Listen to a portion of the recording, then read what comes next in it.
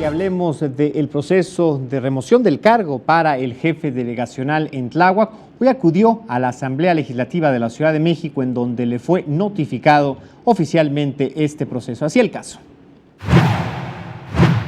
El jefe delegacional en Tláhuac, Rigoberto Salgado, reiteró no tener vínculos con el crimen organizado, al tiempo de asegurar que analizará, junto con su cuerpo de defensa, la documentación que le fue entregada por la Comisión Especial Jurisdiccional sobre el proceso de destitución al cargo iniciado en el legislativo local. Lo he sostenido y lo sostengo, no estamos vinculados a nada, lo vamos a demostrar en el periodo de pruebas. Espero que nos den tiempo de analizar toda la documentación que nos han entregado para comentarles lo que encontramos en ella y poderles dar una opinión precisa.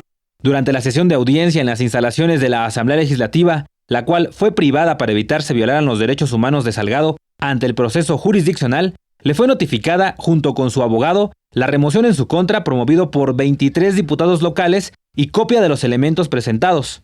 Notas periodísticas son los dichos y los hechos narrados por los solicitantes. Él tendrá oportunidad de objetarlos, de excepcionarse y de ofrecer pruebas en sentido contrario.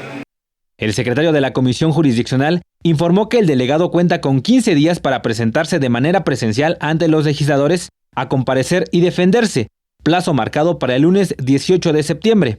Insistió que ellos no son Ministerio Público para determinar si es culpable o no por hechos delictivos.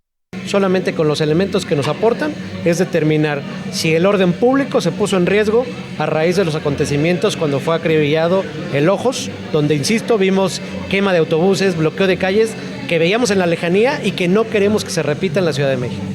Al final, el delegado abandonó el edificio del legislativo local en medio de gritos de vecinos de Tláhuac inconformes por el desempeño en su administración.